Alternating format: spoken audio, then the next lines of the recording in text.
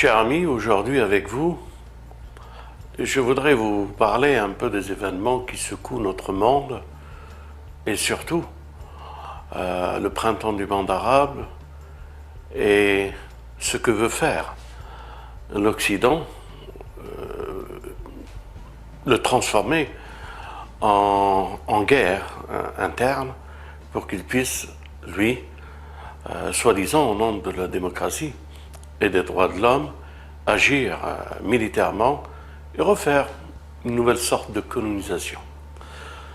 Enfin, le sujet aujourd'hui, c'est la prochaine cible. Et cette prochaine cible, c'est l'Algérie et le remodelage du Sahara. Selon le quotidien algérien, Al-Akhbar, des troupes françaises se trouveraient déjà sur le sol libyen, dans la région sud-ouest du pays. Région qui peut accessible et limitrophe de l'Algérie. Leur mission consisterait à traquer des éléments d'Al-Qaïda qui se seraient infiltrés. Des hélicoptères et des drones auraient été utilisés à cet effet. Par ailleurs, une demande d'utilisation de l'espace aérien algérien par la France aura été refusée par le gouvernement Abdelaziz Bouteflika. Selon Alain Juppé, traitement de Bernard-Henri Lévy aux affaires étrangères, il y a un risque réel d'enlisement. En réalité, l'enlisement a déjà commencé.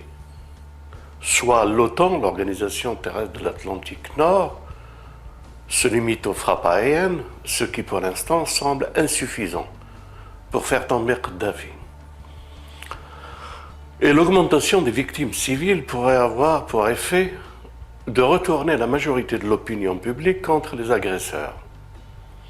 Soit l'intervention terrestre a lieu, et c'est ce qui se prépare aujourd'hui, et nous aurons alors une guerre interminable, sur une superficie immense et difficile à contrôler. Des instructeurs de la CIA et de la France et de l'Angleterre se trouvent déjà sur place, avec les insurgés bien sûr. Dans les deux cas, l'enlisement et à terme la défaite sont certaines. Il reste que les agresseurs de l'OTAN ne peuvent plus reculer, sous peine d'être victimes de cette arme de destruction massive qu'elle ridicule.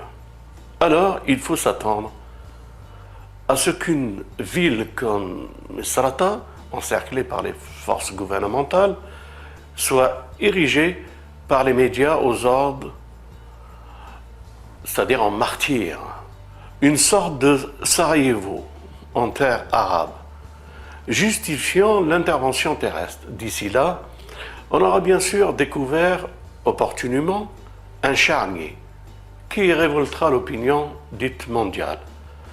Cela s'est déjà vu ailleurs et il n'y a pas si longtemps d'ailleurs.